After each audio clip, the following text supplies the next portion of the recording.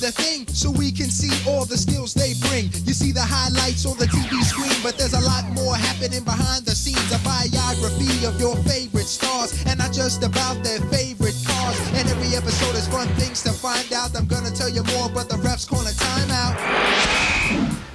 It's a Sports Illustrated for Kids show. Rebecca's with Roger Clemens, guest host today. 4-time Cy Young, a Toronto Blue Jay. 6-time All-Star with an arm that's hot. He's got a Cy Young award for every kid he's got. Tim Duncan was the NBA's #1 pick. He could have left school early, but he chose to stick. Eugene's in the blimp hanging with the crew. And the soapbox derby shows what kids can do. Darryl Green takes time helping kids to learn. Chris Chelios and Brett Hall make a slap shot burn. Donna Weinberg came back from an injured knee. So let's go to the show. There's a lot to see. I'm here at Rockets World, outside of Houston, Texas. I'm here at the home of Roger the Rocket Clemens, the flame-throwing right-handed pitcher of the Toronto Blue Jays. Hey, what's going Roger, on? it's nice to meet you. How you doing? This is the coolest place. Come on in, I'll show you. You know, you've been one of the best pitchers in baseball for 13 years, and you hold all kinds of records, and this year you won your 4th Cy Young Award as the best pitcher in the American League. That's tremendous. Well, thank you. I mean, that's like a big wow, even when you say it again. But, you know, and I love all those awards, and they're great, but my boys are my most important thing in life, and I'm pretty proud of them. One of them is here right now. Casey, come say hi to Daddy and Rebecca. Oh, Casey! This is Casey, and he's 3. Hi, you say hi? When we come back, we're going to see what really matters to the best pitcher in baseball. But first, Roger, you want to wind up and throw to Eugene? Sure, Rebecca. Hey, Eugene, catch this. Did you ever wonder why some balloons don't fly and some do? We're all used to seeing the Goodyear blimp during sporting events. Did you know blimps were in the air long before airplanes? The first blimp was built in 1852. Blimps have brought us pictures from World Series to Super Bowls to the Olympics. I'm here in Philadelphia, Pennsylvania, where we're going to join them on their flight to cover an NFL game. But first, we're going to find out what makes the blimp fly. This balloon flies away, never to be seen again. But technology has figured out a way to make a balloon this size come back, and we'll find out all about it. But now, let's get rolling with the Soapbox Derby. It's the most famous car race in the world. For kids, the annual Soapbox Derby draws thousands of competitors to determine the fastest kid driver on Earth. Except these cars are powered by gravity, not an engine. The cars may look different, but they're built from the same kits and must all be the same weight. To win, you have to be a good driver and know a little science. In the stock division, we have an overall weight of 200 pounds. That's car and driver. You want to know what you weigh? The driver can design his or her car to get the best use of that weight. That's what I think makes my car so good, is because the weight is evenly distributed through the whole car. Once the race starts, physics takes over. Go! They can get down that hill without moving their steering. Generally, they don't lose any time. It's all physics. The more you turn, the more friction you create, the slower your car will go. The driver can cut down on friction by remembering that the shortest distance between 2 points is a straight line. Then it all comes down to the kid behind the wheel. A lot of it has to do with the driver and the wheels. It's the most important thing. You want a driver who can drive straight and a driver who can work well under pressure. A Soapbox Derby race may last less than 30 seconds, but the memories last a lifetime. When I first started to go down the hill, I was just thinking, you know, what's going to happen? Am I going to win? And then when I crossed the finish line, I just started yelling yes in my head. So gravity, physics, strategy, and skill determine who gets down the hill the quickest. But in the end, everybody who races here comes away a winner for one simple reason. It's a lot of fun.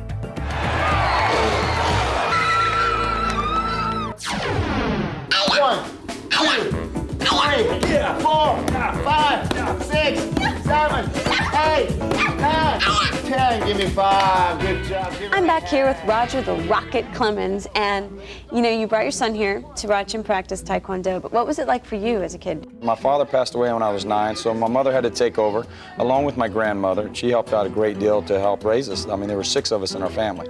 And my mom, she worked 3 jobs to be able to get me the best glove that the star kid on the block had. We were middle to low-class family, and but I felt like I had the best pair of cleats and the best glove all the time, and that's because she worked extremely hard. They taught me how to mow grass, mow the lawns. I used to pick grapes. They still claim to this day the reason why I have such a great arm is because my grandmother says I pick the grapes off of her grapevines and throw them at certain things, try to hit things. She says that's why I have such great aim and such a strong arm. I look back, and that's why I enjoy and being a part of what the boys do now as far as all their sports and being there for them. My wife and I, Debbie, we keep such a close-knit family. And that's really my team behind the team. Everybody sees me out on the Blue Jays now and sees that great team. Well, now you're getting to see some of the team behind the scenes, and this is a big team. I think I'm going to go call my own family. All right, that would be great. And we're going to be right back with more of Sports Illustrated for Kids show. This week's mystery athlete is a two-time NFL Most Valuable Player and was named MVP of Super Bowl 29. This young man is also the great-great-great-grandson of the man who helped settle the state of Utah. Who is he? Stay tuned. Coming up, NBA rookie Tim Duncan hits the books, then the boards. NHL stars Brett Hull and Chris Chelios shoot some slap shots, and Dinah Weinbrecht skis the bumps. We'll be right back with more of the Sports Illustrated for Kids show. Hey, we're back with more of the Sports Illustrated for Kids show. This week's mystery athlete is San Francisco 49er quarterback Steve Young, one of the top-rated quarterbacks in NFL history. Steve is also a graduate of Brigham Young University, which was named for his great-great-great-grandfather. Brigham Young became Utah's first governor in 1850.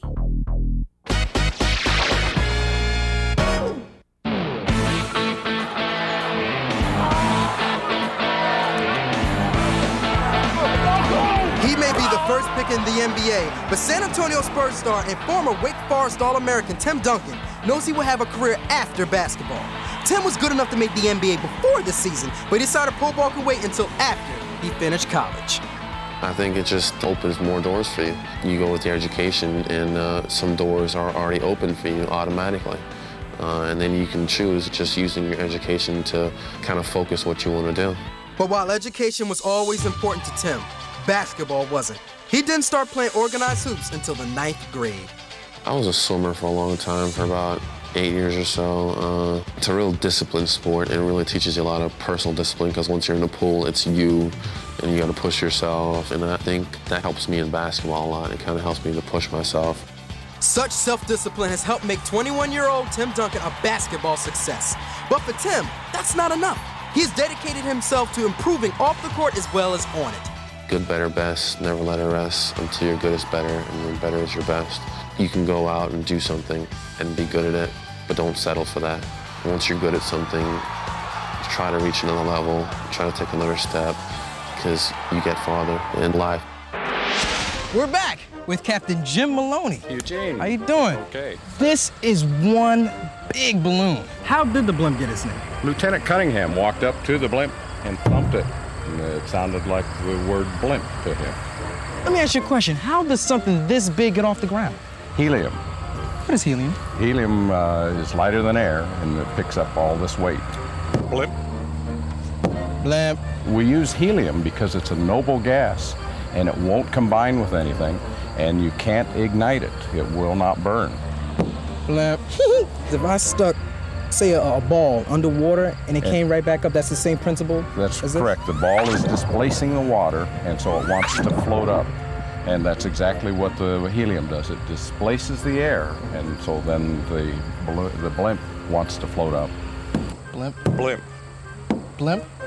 Blimp. Let's go fly. We're gonna fly? Yeah, we're gonna go fly. Okay. We're gonna teach you how to fly this thing. All right, not a problem. So, okay, so when we return, we're gonna go airborne over the streets of Philadelphia. Come on. While Eugene lifts off, I'm going to navigate my way through Rocket World. Roger? Roger? Roger? Hey, has anybody seen Rebecca? I think she's lost. Roger? Where is he? Rocket? Have you seen him? Oh. Roger? I wonder where she's at. Roger? Send her. Wait a minute. There she is. Whoa. Hey. I'm tired. Where you been? This place is huge. You know, it just must be so cool for your kids to go. My dad's a rocket. I think, you know, they might say that every once in a while, but to them, I'm just dad. When they bring friends over to the house, I mean, are they just like, This is my dad. He's the Rocket. Well, one interesting story, some of the friends slept over, and next thing you know, I'm trying to have a little peace and quiet in the morning. I'm having some cereal, and I look behind me, and I'm sitting nothing but my underwear. I look over, and I got about 15 kids staring at me. Hey, there's a rock, you know, and I'm like, whoa. How do you stay in contact with your family when you're on the road? It's easy for them at times because they can flip on the TV, they'll know when Dad's pitching. Right. So they can see me, and then after the game's over and I've done well and I get a chance to get on camera, it's like, yeah, I pitched well, thanks a lot. Hi, everybody at home in Houston, I love you guys, hope you guys are doing good. You're trying to get your message across on national TV. Right. But then right after the game, I'll go in and make the phone call, and we talk to everybody before they go to bed, and we're in contact every day. I know when their schedules are, when they're playing football or baseball and I can't be there. I've heard that your fastball clock's in at upwards of 90 miles per hour, and I'd like to stand in against a Clemens fastball. Whoa, are you sure you're up to that challenge? I'm up for anything. I'm telling you, Roger. Okay. But first, let's check out Chris Chelios and Brett Hall for a tip on the ice. Hi, I'm Chris Chelios, the captain of the Chicago Blackhawks. Chris Chelios! This is my buddy Brett Hall from the St. Louis Blues. Scores! Brett Hall! We're going to show you how to take a slap shot. You keep the puck in the middle of your stance. It's a lot like golf. You want to have your weight distribution going from your back foot to your front foot. Bend over, bend your legs, back to front, back to front. You want to catch the puck somewhere from the middle to the back of your blade.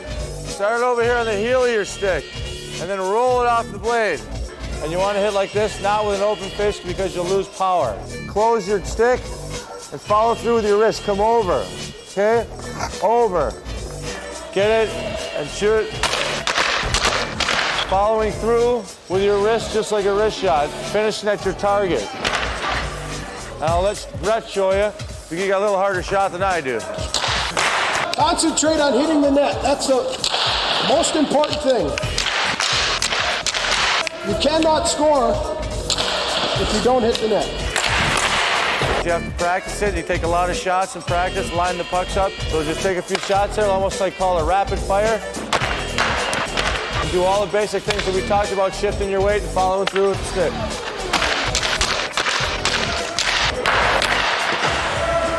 And it's as simple as that. I'm Teresa Leatherspoon of the WNBA's New York Liberty. Our team is named after the Statue of Liberty. Do you know which country gave the Statue of Liberty to the United States? Stay tuned for the answer. We'll be right back with more of the Sports Illustrated for Kids show.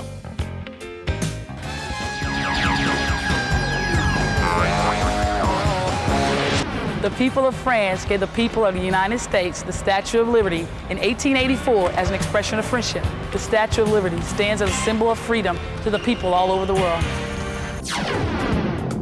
Under the balloon is what's called the gondola, and only 6 passengers can go along for the ride. Here we are, flying in this big balloon. Now, one question. How are you steering? 'Cause I don't really see, I see this big wheel, but this elevator wheel, that's for up and down. If I pull back on this, the nose will go up, and then if I push forward on it, the nose goes down. And I steer right and left with the rudder pedals. If I push right, we'll turn to the right. If I push on the left one, it'll turn to the left. We see it only takes one person to fly the blimp, but landing it is a whole other story. It takes a carefully coordinated crew of 22 people to bring the blimp to a safe mooring. Captain Maloney, do you need a special license to fly this thing? Yes, you do, but since I'm a flight instructor also in this airship, I'm going to teach you how to fly it. You're going to become my student pilot. Oh! I'm really going to fly this thing. Okay, everybody here, watch out, and everybody at home, watch this.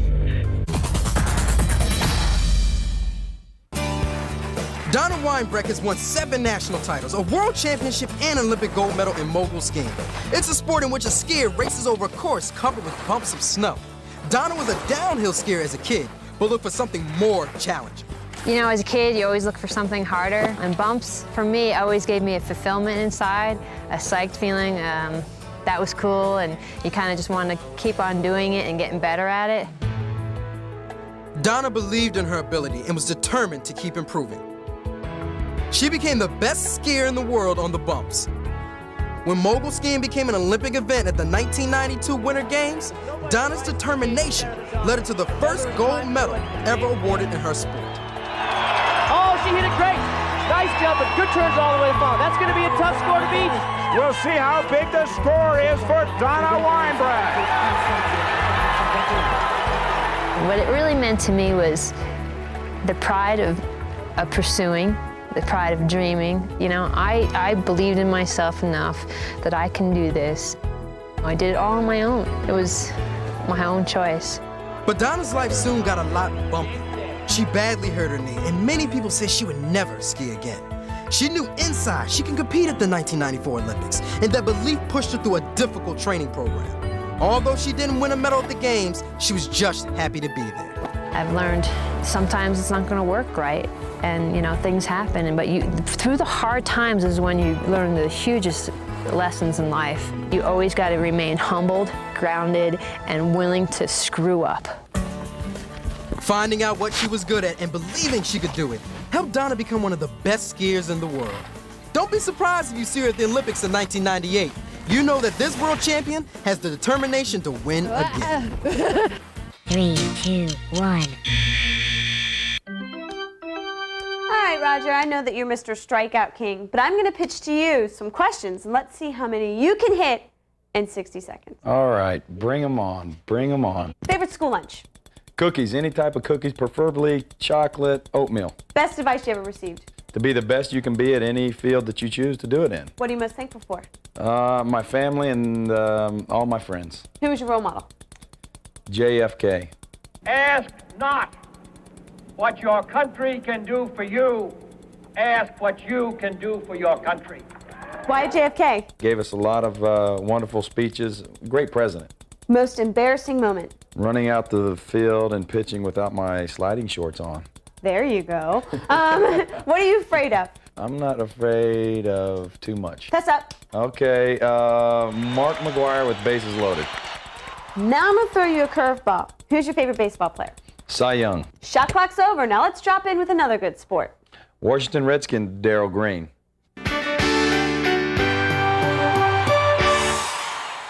Did you ever dream of being a football hero? Darryl Green did. Quick slant into the hands of Darryl Green. He's gone!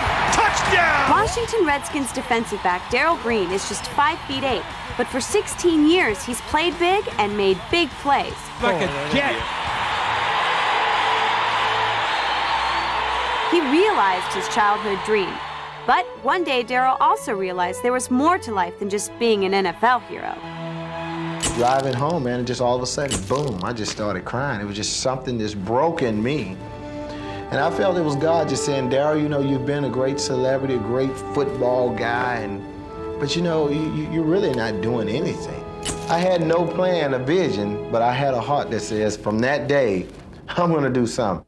Darryl wanted to give something back to the Washington, D.C. community and its children. So he created a learning center, a place where inner city kids from 5 to 17 go to get help with their homework, learn computer skills, and receive career training.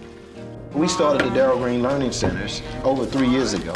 And in those centers, the kids come every day and they get everything that is needed that supports the 4 institutions in this country that develops a child: home, school, church, and government. The vision that we have and the application of what we do, it works.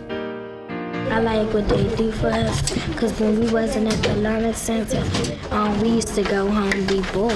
Darryl Center is also about fun. From horseback riding to skiing, the kids learn new sports and activities. To these kids, Darryl Green is more than just a football hero. He's a good person. He's kind of like that little blue VW he drives all the time. Just a tiny little thing, but it's in tip-top shape and it runs perfect and it does everything right, and that's Do Good. DG, I call him Do Good. To the kids of Washington, D.C., Darryl Green not only gives his talent on the field, he gives them a place to learn, to grow, and to enjoy themselves. Coming up, kids sound off on the Chicago Bulls' Dennis Rodman. Would you want him on your team? Eugene flies the blimp. Would you want him as your pilot? Hey, we'll be right back with more of the Sports Illustrated for Kids show. Yahoo! We're back with more of the Sports Illustrated for Kids show.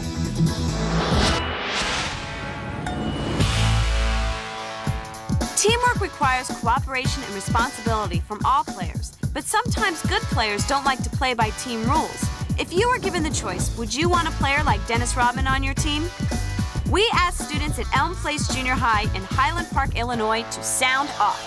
I would want Dennis Rodman on my team because he's a good rebounder and you need to get the ball to win the game. If he gets kicked out of all the games, what's the point of having him on my team? Then he won't be able to play any games. I would really want someone on my team to be really serious and concentrate and focus on the game. I'd like Dennis Rodman on my team because, you know, he's a good rebounder. He's a tough player. He doesn't give up. I don't like when he pierces his ears, pierces his body, or dyes his hair. You can't just judge a person by the outside, but you have to get into the inside. Hey, maybe he'll share some hair dye with me.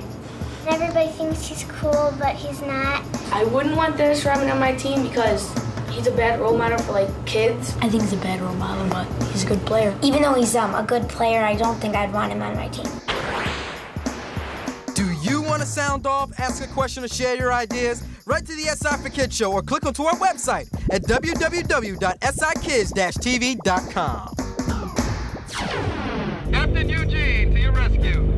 I'm flying a blimp. So next time you see a blimp fly by, remember, it's just a big balloon filled with helium and it's floating because helium is lighter than air. Right now, I'm trying to find how to get to Veterans Stadium. Which way? Turn around. You gotta go up the river. Okay? Stand on that rudder. Yes, sir.